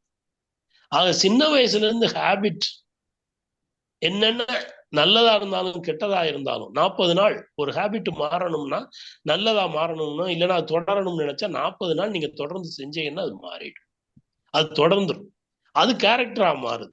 மல்டிபிள் கேரக்டர்ஸ் சேர்ந்ததுதான் பெர்சனாலிட்டி. அந்த 18 வயசுலதான் அது பிக்ஸ் ஆகுது அந்த பெர்சனாலிட்டியே. அது வரைக்கும் அலைமோதி தவிக்கக்கூடிய வயசு, ரெண்டும் கெட்டான் பருவம். இப்ப சின்ன வயசுல இருந்தே நம்ம அந்த பிள்ளைகளை லோடுமேன் வேலைக்கு தான் தயாராக்குறோம். மெக்காலே சிஸ்டம், கல்வி திட்டம், மெக்காலே கிளர்க்கு வேலைக்கு தான் ஆளை எடுத்தாங்க. பிரிட்டிஷ் பீரியட்ல, ஈஸ்ட் இந்தியா கம்பெனி பீரியட்ல மெக்காலேங்கிறவர் என்ன செஞ்சாரு, அவங்க கம்பெனிக்கு ஆள் வேணும், கிளர்க்கு வேணும்னு சொல்லி அப்ப கொண்டு வந்த கிளர்க்கு வேலைக்கு உண்டான கதைத்தான் இப்பயும் நம்ம ஃபாலோ பண்ணிக்கிட்டு இருக்கிறோம். உங்ககிட்ட ஸ்பெஷல் என்ன இருக்குன்னு யாருமே பார்க்க விரும்புறது கிடையாது. பக்கத்து வீட்டு பிள்ளைகளோட உங்க கம்பேர் பண்ணியே இந்த பிள்ளைகளுக்கு இருக்கக்கூடிய திறமை என்னன்னு தெரியாம போயிடுது. எப்ப நம்ம பிள்ளைகளை கம்பாரிசன் பண்றதை அவாய்ட் பண்றோமோ, லவ் அண்ட் அஃபெக்ஷனை ப்ராப்பரா கொடுக்குறோமோ, அப்ப இந்த பிள்ளைய திறமையான பிள்ளைகளாக வருவார்கள். ஏற்கனவே நான் சொன்ன மாதிரி போன மீட்டிங்லயே நான் சொல்லியிருந்தேன், நான் ஆளும் வளரணும், அதுவும் வளரணும், அதுதான்டா வளர்ச்சி. ஐக்கிய காணாது. என் பிள்ளை அறிவாளி பையன்னு சொல்லிட்டு சோசியலைசேஷன் இல்லாம இருந்தா எப்படி? சோசியலைசேஷன் முக்கியம். இப்ப எல்லா இடத்துலயும் எமோஷனல் கோஷன்ட் கேட்கறாங்க, சோசியல் கோஷன்ட் கேட்கறாங்க. வளர்ச்சி physical health, mental health, social health, psychological, spiritual health, இது எல்லாமே முக்கியமாக அமையுது. இந்த குழந்தைகளை அந்தந்த ஏரியாவில் டெவலப் பண்ணணும். கரிக்குலர் ஆக்டிவிட்டிஸுக்கு இம்பார்ட்டன்ஸ் கொடுக்குற மாதிரி எக்ஸ்ட்ரா கரிக்குலர் ஆக்டிவிட்டிஸுக்கு இம்பார்ட்டன்ஸ் கொடுத்து வளர்த்தோம்னா பிள்ளைய சூப்பர் பிள்ளைகளாக வளர்ந்து விடும். ஒரு படம் இருக்கு, Jude, JUDE, hey Jude, hey Jude. அந்த படத்தை எல்லாரும் பாருங்க. உங்களுக்கு என்னுடைய humble request, hey Jude, JUDE, Taare Zameen Par, இந்த 2 படத்தையும் பாருங்க. நிறைய குழந்தைய இந்த மாதிரி திறமை உள்ள பிள்ளைகளாக இருக்கின்றது, வெளியே தெரிய மாட்டேங்குது, மட்டம் தட்டப்படுகிறார்கள். ஆக ஒவ்வொரு குழந்தைகிட்டையும் ஒவ்வொரு திறமை இருக்கின்றது. அதை பேரண்ட் புரிஞ்சு நடந்துக்கணும், டீச்சர் புரிஞ்சு நடந்துக்கணும், அதுக்குண்டான ஆப்பர்ச்சுனிட்டிஸை டெவலப் பண்ணி கொடுக்கணும். அப்ப எல்லா பிள்ளைகளுமே நல்ல பிள்ளைகளாக மாறி விடுவார்கள். இல்லைன்னா ஒண்ணு டிரான்ஸ்ஜெண்டரா மாறிடுறாங்க, வாலண்டரியா போய் ஆப்ரேஷன் பண்ணிக்கிட்டு அவங்க செக்ஸவே மாத்திக்கிடுறாங்க. டிரான்ஸ்ஜெண்டர்ஸ் வாலண்டரியா போய் செக்ஸ், அது பேர் செக்ஸ் சர்ஜரினே அதுக்கு பேரு. செக்ஸ் டிரான்ஸ்ஃபார்மேஷனே மாத்திடுவாங்க, ஜெனிட்டல்ஸவே மாத்தி கொடுத்துட்றாங்க. இப்ப எல்லாம் பாத்தீங்கன்னா நிறைய கோயம்புத்தூர்லயே வந்துருச்சு, இந்த மாதிரி ஹாஸ்பிட்டல்ஸ் எல்லாம் கோயம்புத்தூர்லயே பண்றாங்க. அது லீகலா பண்றது கிடையாது, இல்லீகலா பண்றாங்க. மும்பை இதுக்கு நோட்டோரியஸ் பிளேஸ். குழந்தைய அப்படி ஓடிடுவாங்க. இல்ல கான்டாக்ட் டிஸார்டர், அன்பு யாரு காட்டுறாங்களோ அவங்க பின்னாடி ஓடிடுறாங்க. இல்ல போதை மருந்துகளுக்கு அடிமை ஆயிடுறாங்க, கான்டாக்ட் டிஸார்டர் ஆயிடுது, படிப்புல கோட்டை விட்டுறாங்க. இப்படி பலதரப்பட்ட பிரச்சனையான குழந்தைகளைத்தான் நாங்க சந்திக்கிறோம். நல்ல பிள்ளைய யாரும் எங்க கிட்ட வர்றது இல்லை. அந்த பிள்ளைகளை பார்க்கணும், நல்லபடியா வளர்க்கணும்னா பேரண்ட்ஸ் ஒரு நல்ல ஒரு கப்புலா இருக்கணும். அவங்களுக்குள்ள ஒரு அண்டர்ஸ்டாண்டிங் இருந்தா அந்த குழந்தைகளை நல்லபடியா வளர்க்கலாம். எஜுகேஷனுக்கு மட்டும் இம்பார்ட்டன்ஸ் கொடுக்காதீர்கள், என்னுடைய ஹம்பிள் ரிக்வெஸ்ட். நிறைய விஷயங்களுக்கு இம்பார்ட்டன்ஸ் கொடுங்க. நன்றி நன்றி நன்றி டாக்டர். இந்த 5ல் வளையாதது 50லும் வளையாது அப்படின்னு சொல்றாங்க இல்லையா? சோ அதனால பிள்ளைங்களை கொஞ்சம் கட்டுப்படுத்தி கட்டுக்கோப்போட வளர்க்கணும் அப்படிங்கிறது குடும்பத்துல பெரியோர்கள், ஆண்டோர்கள் சொல்றது. சோ அது தொடர்பா உங்களுடைய கருத்து என்ன? அதற்கும் இந்த பிரச்சனைகளுக்கும் ஏதாவது தொடர்பு இருக்குதா, அல்லது அது தேவைதானா? நல்ல கேள்வி கேட்டீர்கள் sir. Reward and punishment, reward and punishment, இதுதான் நம்ம தெரிஞ்சு கொள்ள வேண்டியது. ஒவ்வொரு பேரண்ட்டும் தெரிந்து கொள்ள வேண்டியது என்னது, எந்த நேரத்துல கண்டிக்கணும், எந்த நேரத்துல அவங்களுக்கு ரிவார்டு கொடுத்து ஆதரிக்கணும், நம்மளுடைய அன்பு அவங்க கிட்ட காட்டுறது, அவங்கள ஒரு ரெகக்னைஸ் பண்றது, அப்ரிஷியேட் பண்றது, இதை நம்ம தெரிந்து கொண்டால் நல்லா இருக்கும். ரிவார்ட் அண்ட் பனிஷ்மெண்ட், இது punishment corporal punishment, psychological punishment 2 இருக்கு. உடல் ரீதியா அவங்கள காயப்படுத்துறது, மனசளவுல காயப்படுத்துறது. பேரண்டிங்லயே அத்தாரிட்டேட்டிவ் பேரண்டிங், லாஸ்ட் மீட்டிங்ல நம்ம பேசணும். அத்தாரிட்டேட்டிவ் பேரண்டிங்னு ஒண்ணு இருக்கு, பெர்மிசிவ் பேரண்டிங்னு ஒண்ணு இருக்கு, இது எப்படின்னா அத்தாரிட்டேட்டிவ்னா நான் டிக்டேட்டர்ஷிப் அது சரியா வராது. டெமோக்ராபிக் பேரண்டிங்னா டெமோக்ரஸி எப்படி இருக்கு? வீட்டுல என்ன சொல்றாங்க, 2 பேரும் ஒத்து போறாங்களா, ஒரே மாதிரி பேசுறோமா, நம்மளுடைய கருத்துக்களை நம்ம ஒரே மாதிரி பேசுறோமா, நம்ம குழந்தைகளுக்கு முன்னாடி நம்ம சண்டை போடாம இருக்கிறோமா, நம்மளுடைய மனஸ்தாபங்களை அவங்களுக்கு முன்னாடி காட்டாம நம்ம ஓரளவுக்கு டீசெண்டா இருக்கிறோமா, இதெல்லாம் தான் அந்த குழந்தைகள் மனசுல நம்ம ரோல் மாடலாக மாறுறோம். குழந்தைகளுக்கு பேரண்ட்ஸ் தாங்க ஃபர்ஸ்ட் ரோல் மாடல். அதுக்கு பிறகுதாங்க வெளியே சொசைட்டிக்குள்ள வருது. அந்த மனசே சின்ன வயசுலயே பாதிக்காமல் இருப்பதற்கு என்னென்ன வழிமுறைகள் நம்ம தான் பார்க்கணும். அப்ப ரிவார்ட் அண்ட் பனிஷ்மெண்ட்டை நம்ம தெரிஞ்சுக்கணும், நம்மளை மோல்டு பண்ணிக்கணும். நம்ம குழந்தைய பின்னாடி எப்படி இருக்கணும்னு நம்ம ஆசைப்படுறோமோ நம்ம அப்படி இருக்கணும் ஃபர்ஸ்ட். அதை விட்டுட்டு நான் சொல்றதெல்லாம் நீ கேட்டுதான் ஆகணும், டிக்டேட்டர்ஷிப்ல இருக்கவும் முடியாது. பெர்மிசிவ்னு அர்த்தம் என்னன்னா என்ன வேணாலும் செய்ய, இந்த வயசுல செய்யாம எப்படி இருக்க போற, பின்னாடி எப்ப செய்ய போற, இப்பயே செஞ்சுக்க, இதுவும் சொல்லக்கூடாது. டெமோக்ராட்டிக் மெத்தட் ஆஃப் பேரண்டிங் தான் நல்ல மெத்தட். 5ல் விளையாதுன்னு சொல்றீங்களே, நம்ம குச்சியை வச்சுக்கிட்டே நம்ம உட்கார்ந்து இருந்தோம்னா அந்த புள்ள அதோட மனசுல இருக்கிற யார்கிட்ட காட்டும். Change is the only thing which cannot be சேஞ்சுன்னு நம்ம சொல்றோம். எந்த வயசுலையும் யாரு வேணாலும் எப்படி வேணாலும் மாறுவார்கள், எய்தர் பாசிட்டிவ் ஆர் நெகட்டிவ். அதனால இத மனசுல வச்சுக்கிட்டோம்னா நம்ம அப்ரோச் பண்றது நல்லா இருக்கும். Change is the only thing which cannot be change. நம்ம ஹிட்லர் மாதிரி எல்லாம் நம்ம வீட்டுல இருக்கக்கூடாது. ஒரு ஃப்ரெண்ட்லி அப்ரோச்ல இருந்தோம்னா நம்ம குழந்தைங்க நல்ல குழந்தைகளா இருக்கும். ஓப்பனா அவங்க பிரச்சனையை நம்மகிட்ட ஷேர் பண்றதுக்கு அவர்களுக்கு ஒரு தைரியம் இருக்கும், நம்ம ஸ்பேஸ் கொடுக்கணும். இப்படித்தான் குழந்தைகளை வளர்க்க வேண்டியது இருக்கு. நன்றி டாக்டர். இறுதியாக என்னுடைய கேள்வி ஒரு கேள்வி, அதாவது குழந்தைகள் பருவ வயது பிரச்சனைகள் தொடர்பா கொஞ்சம் தகவல் சொல்லுங்களேன். பருவ வயது பிரச்சனைகள் சார், பருவ வயது பிரச்சனைகள்னு சொல்லும் பொழுது இத நார்மலாக உள்ள பிரச்சனைன்னு எடுத்துக்கிறதா, அப்நார்மலான குழந்தைகள்னு எடுத்துக்கிறதா, இது முக்கியம். Adolescent age group 11 to 18ங்கிறாங்க. 18 கிடையாது, 23 வயசு வரைக்கும் அவங்களுக்கு பருவ வயதாத்தான் இருக்கு. 11ல இருந்து 23 வயசு வரைக்கும் அவங்களை இந்த குரூப்ல தான் சேர்க்கிறோம். அடலசன்ட் ஏஜ் குரூப்னு பாத்தீங்கன்னா 2 கெட்டான் வயசு. அவங்கள குழந்தைகள்லையும் சேர்க்க முடியாது, பெரிய ஆளுகள்லையும் சேர்க்க முடியாது. இந்த வயசுல ஹார்மோன் செக்ரீஷன் அதிகமாக இருக்கின்ற காரணத்தினால் அவர்களுக்கு உடல் ரீதியான பிரச்சனை, மன ரீதியான பிரச்சனை, சொசைட்டி ரீதியான பிரச்சனை, கல்ட்டுன்னு சொல்லி யாரு பக்கம் அவங்களுக்கு ஃபேவரபிளா பேசுறாங்களோ அவங்க பக்கத்துல போயிடுறது. இதுதான் CULT, கல்ட்டுன்னு சொல்றோம். இந்த ஹூப் பண்ணுவாங்க. உலகத்துல நிறைய பேர் சாமியார்களாக இருக்காங்க, கொள்ளக்காரங்களா இருக்காங்க, தண்ணி அடிக்கிறவங்களா இருக்காங்க, போதை மருந்து பழக்கத்துக்கு அடிமையா இருக்காங்க, செக்ஷுவல் எக்ஸ்ப்ளாய்டேஷனா இருக்குது. எங்க பார்த்தாலும் கொலை, கொள்ளை, ரேப்பு, பேப்பரை பார்த்தாலே பயமா இருக்கிற மாதிரி ஹெட்லைன்ஸ்ல அதைத்தான் போடுறாங்க. இத பாக்குற எல்லாருமே அடலசன்ட் ஏஜ் குரூப்ல இருக்கிறவங்க எல்லாம் என்ன செய்வாங்கன்னா, எல்லாரும் ஊரே கெட்டு போயிருக்குது, நம்ம ஏன் ஒழுங்கா இருக்கணுங்கிற எண்ணத்துக்கு தள்ளப்படுகின்றார்கள். நார்மலா டெவலப் ஆகிறது ஒரு பக்கம், இந்த மாதிரி சொசைட்டியுடைய டாமினேஷன் ஒரு பக்கம், சோசியல் மீடியா ஒரு பக்கம், எல்லாம் சேர்ந்து இந்த பிள்ளைகளுக்கு என்ன செய்யறதுங்கிறதே தெரியாமல் இருக்கின்றார்கள். நம்ம ஃப்ரெண்ட்லி அப்ரோச்சாக இருக்கணும். சூசைடு அதிகமாக இருப்பது இந்த அடலசன்ட் ஏஜ் குரூப்ல.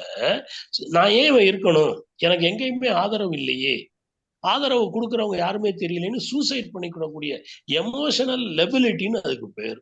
தன்னுடைய உணர்ச்சிகளை தன்னால் கட்டுப்படுத்த முடியாத சூழ்நிலை இருப்பதால் அது பொம்பளை பிள்ளைய கொஞ்சம் அதிகமாக இருக்கு. நம்ம ஜாக்கிரதையாக இருக்கணும். கான்டாக்ட் டிஸார்டர்னு ஒண்ணு இருக்குது.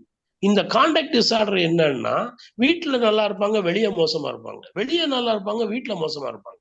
இந்த கான்டாக்ட் டிஸார்டர் இது ஒரு பக்கம். படிப்பு பாரம் ஒரு பக்கம். நீ இதை படிச்சாதான் நீ என்னவா ஆக விரும்புறாயின்னு சொல்லி பிள்ளைகிட்ட யாருமே கேட்கற கிடையாது. நான் டாக்டர் ஆகணும்னு நினைச்சேன், நீ டாக்டர் ஆகும். நான் இன்ஜினியர் ஆகணும்னு நினைச்சேன், நீ இன்ஜினியர் ஆகும். ஸ்கூல்ல பாத்தீங்கன்னா எப்படி இருக்காங்கன்னா, அவங்களுக்கு இயற்கையிலேயே ரிபெலியஸ்னஸ் ஆட்டிடியூட் இருக்கும். ரிவோல்ட்டிங் அகைன்ஸ்ட் அத்தாரிட்டின்னு இருக்கும். இது 2 முக்கியமான ஃபீச்சர்ஸ் இந்த அடலசன்ட் ஏஜ் குரூப்ல. Revolting against authority, rebelliousness attitude, hormone imbalance, இந்த 3 சேர்ந்து அவங்களை என்ன செய்து படாத பாடுபடுத்திக்கிட்டு இருக்குது. இதை நம்ம புரிஞ்சுக்கிட்டு அதுக்கு தகுந்தபடி ஃப்ரெண்ட்லி அப்ரோச் அவங்க கிட்ட இது பண்ணோம்னா அந்த குழந்தைய நல்ல அருமையான குழந்தைகளா மாறிடுவாங்க. இல்லைன்னா கொஞ்சம் அவங்க லைஃப் ஷேட்டர் ஆயிடும். அதுக்கு நம்ம இடம் கொடுக்காம நம்மளை நம்ம மாத்திக்கிடுவோம். நன்றி சார், நன்றி. அடுத்ததாக இந்த நமது முக்கோண கலந்துரையாடலில் முக்கிய நபரான 3வது நபர் திரு பி. சிதம்பரம் அவர்களை பேச அழைக்கிறேன். Good evening doctor. Very good evening sir. Very good. Chidambaram from Erode பேசுறேன். இப்ப நிறைய நானும் எம்எஸ்சி சைக்காலஜியில் நிறைய கண்டென்ட்ஸ் படிச்சேன். இப்ப பொதுவா பாத்தீங்கன்னா சைல்ட் டெவலப்மெண்ட்ல பேச்சு வரணும். பேச்சு வரலைன்னா பேரண்ட்ஸ் எல்லாம் டெம்ப்ட் ஆயிடுவாங்க. 3 வயசுல நல்லா பேசணும், அல்லது பேச்சு லேட் ஆகுதுன்னா அவங்க டாக்டர் பார்க்கணும் அப்படின்னு நினைப்பாங்க. அதுக்கு மூளை செயல்பாடுகளா அல்லது வெளிநாட்டுல பாத்தீங்கன்னா குழந்தைகளை சுத்தி குழந்தைகளே இல்லாம இருக்கிற குழந்தைகள் லேட்டா பேச்சு டெவலப் ஆகுது. அதை பத்தி தங்களுடைய மனநல ஆலோசனைகளை சொல்லுமா இருக்கு. Very good sir, very good. காலத்தின் கட்டாயம் ஸ்பீச் தெரபிஸ்ட் அதிகமாக ஆகிக்கொண்டிருக்கின்றார்கள் சார். குழந்தைக்கு லாங்குவேஜ் ஃபார்மேஷன்ங்கிறது 3 வயசுக்கு முன்னாடியே லாங்குவேஜ் ஃபார்ம் ஆயிடும். அந்த லாங்குவேஜ் ஃபார்ம் ஆகலைன்னா ஒரு நியூரலாஜிக்கல் ப்ராப்ளம் இருக்குதுன்னு அர்த்தம். நியூரோ சைக்காலஜிக்கல் ப்ராப்ளம்னு அதை எடுத்துக்கலாம். நீங்க சொன்னபடி மதர் டங்குன்னு ஏன் பேர் வச்சிருக்கிறாங்க? தாய் குழந்தையோட எவ்வளவு நேரம் ஸ்பெண்ட் பண்றாங்களோ அதுக்கு தகுந்தபடி அந்த குழந்தை ஃபாஸ்டாக பேச ஆரம்பிச்சிடும். நான் ஒர்க்கிங் கிளாஸா 2 பேருமே இருந்தோம்னா தாத்தா பாட்டி யார் வீட்லயும் இருக்கிற கிடையாது, எல்லாம் ஓல்டேஜ் ஹோம்ஸ்ல இருக்கிறாங்க. பக்கத்து வீட்டுல குழந்தையோட சேர நம்ம விடுறது கிடையாது. ஆக இந்த குழந்தைகளுக்கு பேசிதான் பேச்சு வருமே ஒழிய ஸ்பான்டேனியஸா பிறந்த உடனே வராது. குவாங்கிறது தான் வரும். அம்மாங்கிறது அம்மா, பாபா, தாதா இதெல்லாம் 8 மாசத்திலேயே சொல்ல வேண்டும். மாமா, பாபா, தாதா இதெல்லாம் 8 மாசத்துல சொல்ல வேண்டும்.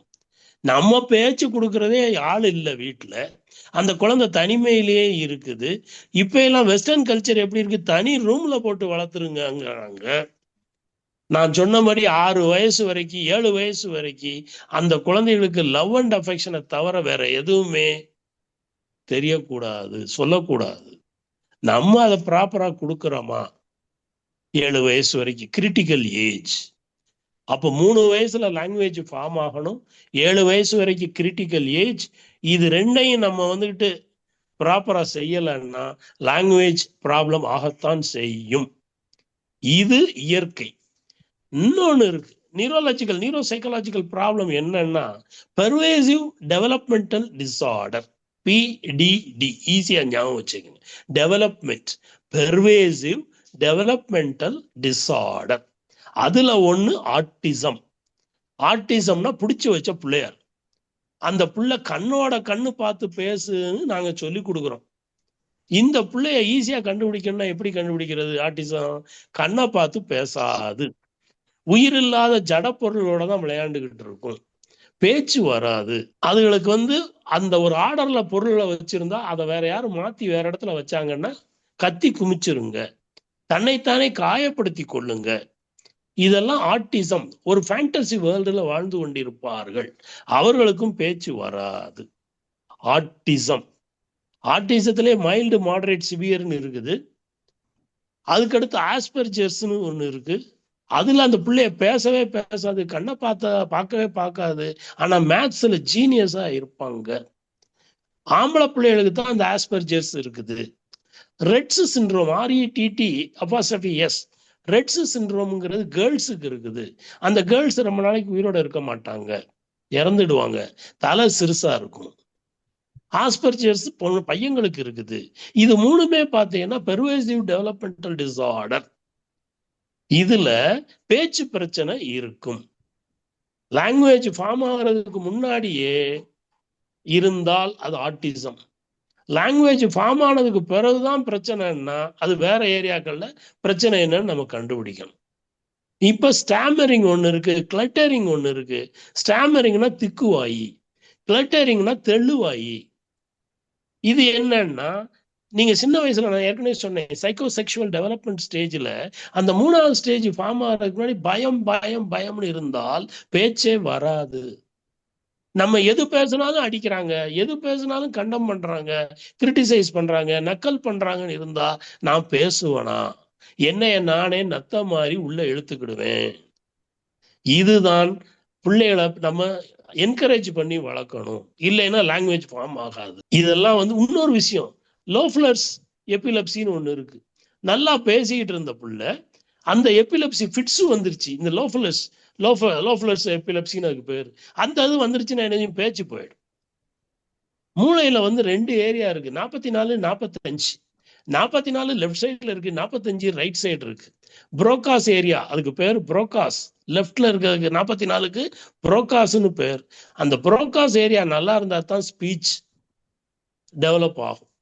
45 நீங்க என்ன பேசுறீங்கன்னு நான் கேட்கணும், தெளிவா பதில் சொல்லணும். அது 44. 45 நீங்க பேசுறத நான் புரிஞ்சுக்கணும், காம்ப்ரிஹெண்ட் பண்ணி அதுக்கு ஆன்சர் பண்ண வேண்டியது 44. ஆக 44 லெஃப்ட்ல இருக்கு, 45 ரைட்ல இருக்கு. இந்த 44 ரொம்ப முக்கியமானது. பிரச்சனை அதுல ஏதாவது ஒரு பிரச்சனைனா பேச்சு வராது. இதெல்லாம் அந்த ஸ்பீச் ப்ராப்ளத்துல வருது. சொல்லுங்க சார், வேற ஏதாவது டவுட் இருக்குங்களா டாக்டர்? இப்ப இந்த நவீன உலகத்துல எக்ஸ்கியூஸ் மீ சார், சைல்ட்ஹுட் சிசோஃப்ரினியான்னு ஒண்ணு இருக்கு சார். சிசோஃப்ரினியான்னு மனச்சிதைவு நோய்.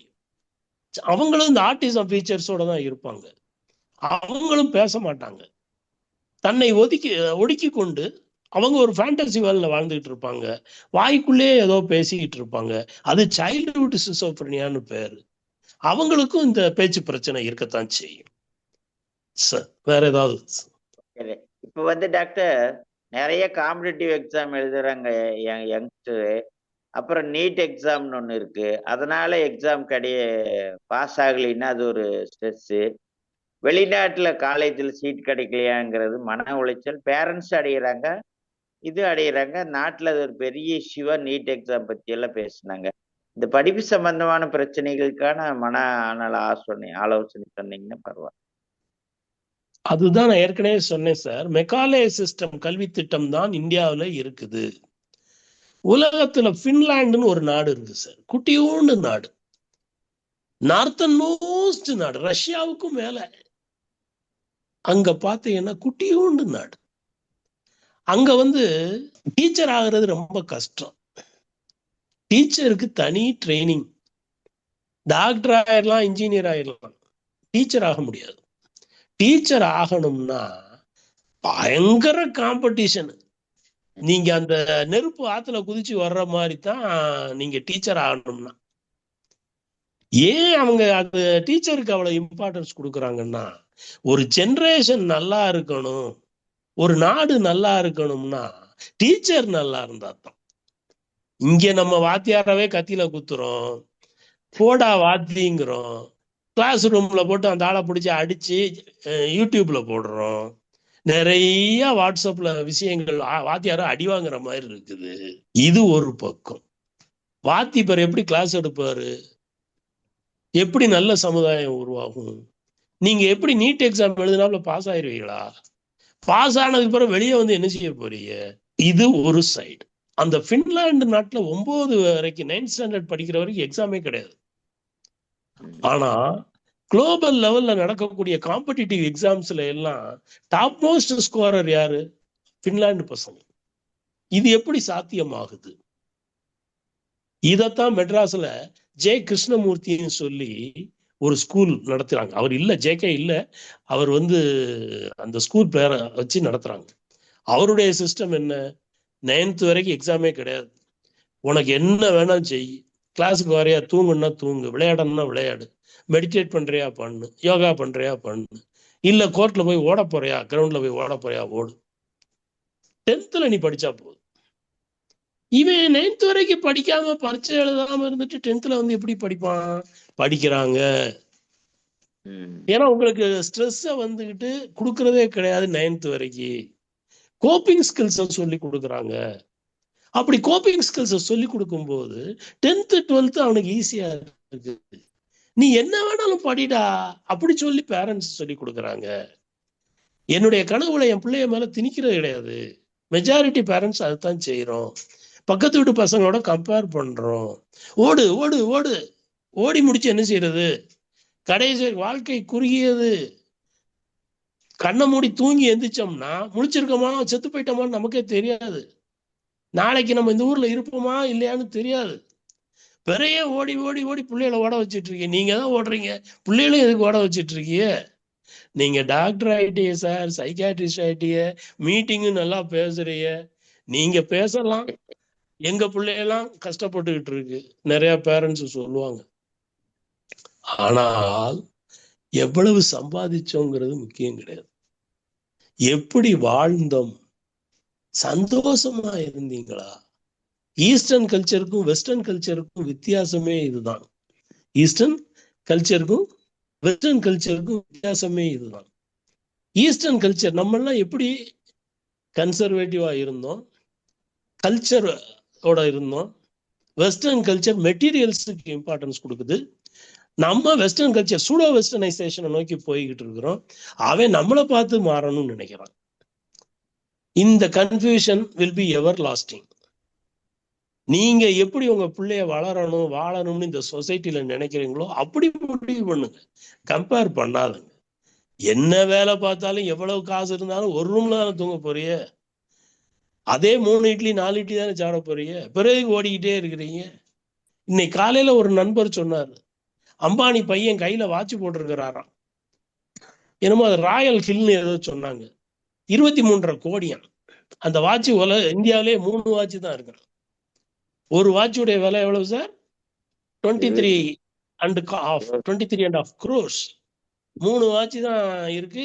ஒரு வாட்ச் அந்த ஆளு கட்டிக்கிட்டு இருக்காரு, அம்பானி பையன். நம்ம அம்பானி பையனோட கம்பேர் பண்ணிக்கிட்டு இருக்க முடியுமா? ஆக நமக்கு நம்ம பிள்ளைய சந்தோஷமா இருக்கணும், நிம்மதியா இருக்கணும். வாழ்க்கை குறுகியது. சந்தோஷமா நம்ம பிள்ளையோட இருக்கிறதுக்கு நம்ம அலோவ் பண்ணுவோம். நம்மளும் அவங்களோட சேர்ந்து டிராவல் பண்ணுவோம். படிப்பு முக்கியம், படிப்பே வாழ்க்கை இல்லை. இந்த 120 130 வயசு வரைக்கும் வாழக்கூடியவங்க எல்லாம் ஜப்பான்ல ஒரு தீவுல இருக்கிறாங்க, ஒக்கோவாவா ஒகினாவான்ட்டு. அவங்க ஒரு புக்கு வச்சிருக்கிறாங்க, பர்பஸ் ஆஃப் லைஃப், இகிகாய். இகிகாய்னு ஒரு புக் இருக்கு. அது என்ன இகிகாய்னா மீனிங் என்னன்னா பர்பஸ் ஆஃப் லைஃப். அதை இன்னைக்கு நான் ப்ரொமோட் பண்றேன் சார். இகிகாயை நெட்ல போய் பார்த்து டவுன்லோட் பண்ணி எல்லாருமே படிச்சு நம்ம எப்படி இருக்கணுங்கிறத நம்ம தெரிஞ்சுக்கணும். நம்ம பிள்ளைகளுக்கு அதை சொல்லி கொடுப்போம். Education is part of life, அதுவே லைஃப் கிடையாது. Thank you sir, thank you very much for the eye opener question. முதியோர்கள் பாத்தீங்கன்னா தனிமையில் ஆயிடுறாங்க. ஒரே குழந்தை, அவங்க வெளிநாடு போயிடுறாங்க, கல்யாணம் மூச்சு தனியா இருக்கிறாங்க. அவங்களுக்கு ஒரு துணை ஆறுதல இல்லை. கணவன் மனைவி இருந்தா 2 பேர் தனிமையாயிடுறாங்க.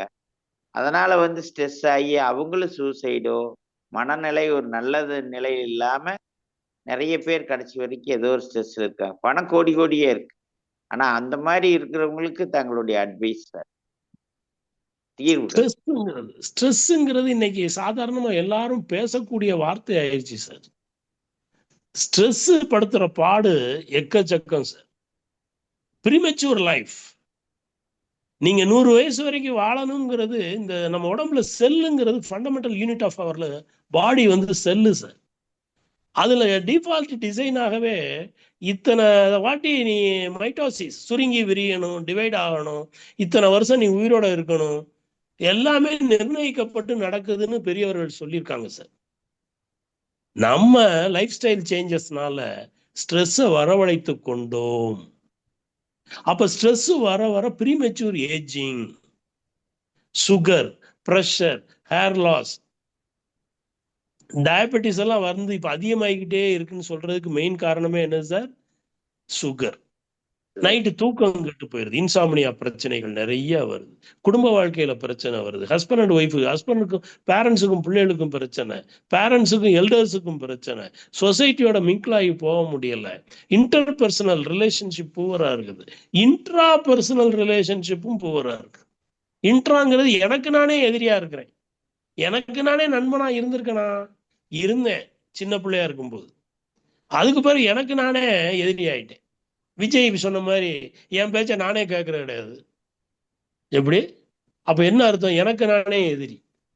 என் பேச்சு என் மனசாட்சி என்ன சொல்லுதோ அதைத்தான் நான் கேட்பேன். நான் சொன்னேன்னா தப்பிச்சுக்கிடுவேன்.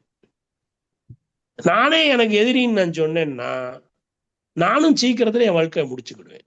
ஸ்ட்ரெஸ் கூடிக்கிட்டே இருக்கிறவன் தான் இப்படி பேச முடியும். ஆக ஸ்ட்ரெஸ்ஸுங்கிற வார்த்தை தவிர்க்க முடியாத வார்த்தை ஆகிவிட்டது இன்றைய சமுதாயத்தில். இதை டேக்கிள் பண்றதுக்கு ஒரே ஒரு வார்த்தை, ஃபர்ஸ்ட் வார்த்தை, அக்செப்ட் த ரியாலிட்டி. ஆன்டிசிபேஷனுக்கும் ரியாலிட்டிக்கும் இடையில கேப் எவ்வளவுக்கு எவ்வளவு ஒய்டா இருக்கோ அவ்வளவுக்கு எவ்வளவு ஸ்ட்ரெஸ் இருக்குன்னு அர்த்தம். உங்களுடைய ஆன்டிசிபேஷனை குறைச்சிக்கோங்க, அக்செப்ட் த ரியாலிட்டி. அந்த கேப் நேரவா இருந்துச்சுன்னா you will be stress free. இதுதான் சிம்பிள் சூட்சமம். கேப் ஒய்ட் ஆகாம பாத்துக்கணும். மிக்க நன்றி சார். நன்றி. நல்லது சார், நல்லது சார். ஓகே, திரு சிதம்பரம் அவர்களுக்கு எனது நெஞ்சார்ந்த நன்றியினை தெரிவித்துக் கொள்கிறேன். ஒரு அருமையான முக்கோண கலந்துரையாடல் நிகழ்ச்சி நடத்தப்பட்டது. இன்றைய நிகழ்ச்சி ஒரு சிறப்பான சமூக நலம் காக்கும் ஒரு நிகழ்ச்சியாக அமைந்தது. கேட்டிராத அரிய பல தகவல்கள் இன்று பகிரப்பட்டன. பல கேள்விகள், பல விவாதங்கள். மன நலம் தொடர்பான சந்தேகங்கள் மற்றும் அவற்றுக்கான தீர்வுகள் என்ற இந்த நிகழ்ச்சி அருமையாக நடத்தப்பட்டது. இந்த நிகழ்ச்சியை நமக்கு வழங்கிய டாக்டர் வெள்ளைச்சாமி அவர்களுக்கு எனது நெஞ்சார்ந்த நன்றியினை தெரிவித்தேன். மேலும் இந்த நிகழ்ச்சியில் முக்கோண கலந்துரையாடலில் கலந்து கொண்டு பல கேள்விகளை கேட்டு பல விளக்கங்கள் பெற காரணமாக இருந்த டாக்டர் பி இளங்கோவன், திரு கே ராசு, திரு சிதம்பரம் ஆகியோருக்கும் எனது நன்றியினை தெரிவித்துக் கொள்கிறேன். இன்றைய நிகழ்ச்சியத்துடன் நிறைவு பெறுகிறது. நன்றி, வணக்கம்.